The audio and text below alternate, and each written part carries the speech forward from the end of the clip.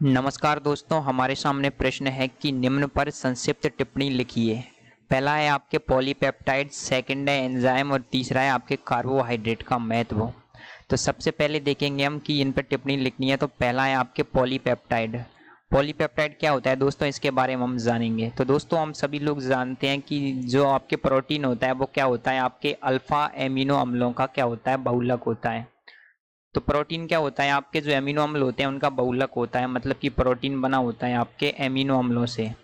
और दोस्तों हम सभी लोग ये भी जानते हैं कि आपके जो एमिनो अम्ल होते हैं वो आपस में पेप्टाइड बंध द्वारा जुड़े होते हैं। जो एमिनो अम्ल हैं वो किससे जुड़े होते हैं आपस में, यह लिंकेज रहेगा इनका, वो आपस में रहता है, वो होता है आपके एक बंध होता है जिसको बोलते हैं आप पेप्टाइड बंध। दो जो एमिनो एसिड होते हैं उनके मध्य एक बंध पाया जाता है, इसे पेप्टाइड बंध कहा जाता है। यदि आपके दो एमिनो अम्ल जुड़े रहेंगे तो उसको बोलेंगे आप द्विक पेप्टाइड है। यदि तीन जुड़े रहेंगे तो आप उसको बोलेंगे त्रिपेप्टाइड। चार जुड़े रहेंगे तो चतुर्पेप्टाइड। तो ऐसे एमिनो अम्ल मतलब कि यदि 10 से अधिक एमिनो एसिड आपस में पेप्टाइड आबंध के द्वारा जुड़े रहें तो इस प्रकार के जो हमको इस प्रकार से प्राप्त होने वाला पेप्टाइड होता है उसे पॉलीपेप्टाइड कहा जाता है। तो इसकी परिभाषा इस प्रकार होगी। तो दोस्तों जब 10 से अधिक एमिनो अम्ल आपस में जुड़ करके पेप्टाइड बंध बनाते हैं तो प्राप्त उत्पाद पॉलीपेप्टाइड कहलाता है। पॉलीपेप्टाइड कहलाता है मतलब कि क्या होता है, आपके 10 से अधिक एमिनो एसिड, 10 या 10 से अधिक एमिनो एसिड जुड़ जाएंगे तो इस प्रकार से प्राप्त उत्पाद आपके पॉलीपेप्टाइड कहलाता है। उम्मीद है दोस्तों आप समझ गए होंगे। और आपके जो प्रोटीन होता है ना, प्रोटीन भी आपके एक पॉलीपेप्टाइड होता है जिसमें क्या होता है 100 से अधिक एमिनो एसिड जुड़े रहते हैं। तो उम्मीद है दोस्तों आप इसको समझ गए होंगे। दोस्तों हमसे सेकंड डेफिनेशन पूछी गई है, वो पूछी गई है आपसे एंजाइम की। एंजाइम क्या होता है, तो दोस्तों हम सभी लोग जानते हैं कि मानव शरीर में जो जितना भी कार्य होता है वो क्या होता है, रासायनिक अभिक्रियाओं के द्वारा होता है। चाहे आपके भोजन का पाचन हो, चाहे आपका श्वसन हो, चाहे आपका तंत्रिका तंत्र उसका संचालन हो, ये एक विशिष्ट अभिक्रियाओं द्वारा होता है। और मानव शरीर के अंदर जो जैव रासायनिक अभिक्रियाएं होती हैं वो अपने आप नहीं होती। उन्हें कराने के लिए दोस्तों हमें कुछ जैव रासायनिक उत्प्रेरक चाहिए जिनको क्या बोलते हैं आप, एंजाइम कहते हैं। ये मानव शरीर के अंदर पाए जाते हैं और ये क्या करते हैं कि ये विशिष्ट होते हैं। मतलब कि यदि आपको भोजन का पाचन करना है तो पाचन करने के लिए जो उत्प्रेरक रहेगा, मतलब कि जो उत्प्रेरक रहेगा जिसको आप एंजाइम कहते हैं, वो विशिष्ट होगा, उसके अलावा वो और कोई काम नहीं करेगा। तो एंजाइम की परिभाषा इस प्रकार होगी कि मानव शरीर में संपन्न होने वाली जैव रासायनिक अभिक्रियाओं के लिए विशिष्ट उत्प्रेरक एंजाइम कहलाते हैं। तो दोस्तों एंजाइम होते हैं कि किसी जैव रासायनिक अभिक्रिया के होने के लिए प्रयुक्त होने वाले विशिष्ट उत्प्रेरक एंजाइम कहलाती है। विशिष्ट होते हैं मतलब कि एक अभिक्रिया के लिए एक ही एंजाइम होता है, उसके अलावा उस अभिक्रिया को और कोई नहीं करा सकता। एग्जाम्पल के लिए आप देख सकते हैं, आपका जो माल्टोज होता है उसको यदि आप ग्लूकोज में बदलेंगे तो उसके लिए आपको क्या चाहिए, एक एंजाइम चाहिए रहता है जिसका नाम होता है माल्टेज। तो क्या होता है, आपका जो माल्टोज होता है दोस्तों उसको क्या करना रहता है, आपको ग्लूकोज में बदलना रहता है।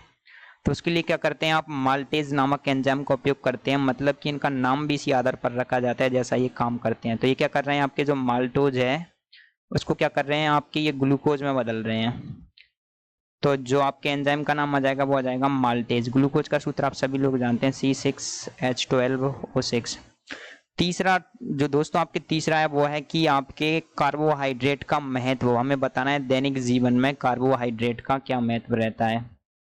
तो दोस्तों हम सभी लोग जानते हैं कार्बोहाइड्रेट दैनिक जीवन में बहुत ही महत्वपूर्ण पदार्थ हैं। आपके भोजन से लेकर के आपकी जो लकड़ी होती है उसमें भी कार्बोहाइड्रेट बहुत अधिक काम आते हैं। तो कार्बोहाइड्रेट क्या होता है दोस्तों, पौधों तथा प्राणियों के जीवन के लिए आवश्यक होते हैं। ये हमारे भोजन का क्या होते हैं, प्रमुख अवयव होते हैं। आपने देखा होगा जो हम खाते हैं भोजन में, गेहूं वगैरह, वो क्या होते हैं, वो क्या होते हैं, कार्बोहाइड्रेट ही होते हैं। तो ये क्या होते हैं, भोजन के प्रमुख अवयव होते हैं। और आप लोगों ने देखा होगा कि चिकित्सा की जो प्राचीन पद्धति होती थी उसमें क्या किया जाता था, उसमें जो शहद थी उसको ऊर्जा के तात्कालिक स्रोत के रूप में काम में लिया जाता था। आजकल हम किसको काम में ले रहे हैं, ग्लूकोज को, लेकिन उस जमाने में किसको काम में लिया जाता था, शहद को काम में लिया जाता था। और ये भी एक कार्बोहाइड्रेट ही होती थी। और कार्बोहाइड्रेट अणु वनस्पतियों में स्टार्च के रूप में एवं जंतुओं में ग्लाइकोजन के रूप में संचित रहते हैं। आप लोगों ने देखा होगा कि ये जंतुओं में संचित रहते हैं जब इनके भोजन की आवश्यकता होती है। तो वनस्पतियों में तो किस में रहेंगे, ये आपके वनस्पतियों में रहेंगे ये स्टार्च के रूप में, और जंतुओं में रहेंगे आपके ये ग्लाइकोजन के रूप में। हम सभी लोग जानते हैं हमारे शरीर में भोजन संचित होता है वो ग्लाइकोजन के रूप में संचित होता है। इसके अलावा आप जो सूती वस्त्र इस्तेमाल करते हैं दोस्तों वो भी आपके कार्बोहाइड्रेट के बने होते हैं। वो कैसे बने होते हैं आप देखेंगे कि आपके जो सूती वस्त्र हैं वो बने होते हैं कपास के, और कपास होता है सेलुलोज का एक बहुलक होता है, और सेलुलोज बनता है आपके कार्बोहाइड्रेट से। इसके अलावा दोस्तों हमारे घरों में काम आने वाला फर्नीचर और जो लकड़ी होती है वो क्या होती है, वो भी आपके कार्बोहाइड्रेट से बनी होती है।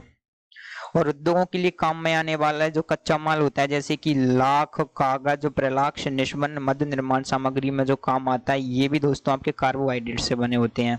तो आपके कार्बोहाइड्रेट का दैनिक जीवन में एवं औद्योगिक महत्व बहुत अधिक है। तो इस प्रकार से हम निम्न पॉइंट्स को लिख सकते हैं कि हमारे भोजन का प्रमुख अवयव चिकित्सा में काम में आता है, इसके अलावा ऊर्जा संचित करने में शरीर में काम में आता है, और इसके अलावा ये सूती वस्त्र बनाए जाते हैं, और इसके अलावा इसको उद्योगों में भी काम में लिया जाता है, उद्योगों में, दैनिक जीवन में। इसके अलावा इससे क्या किया जाता है, हमारे घरों में क्या किया जाता है, आपके फर्नीचर बनाया जाता है। तो कार्बोहाइड्रेट मानव जीवन का एक महत्वपूर्ण अवयव है। Thank you.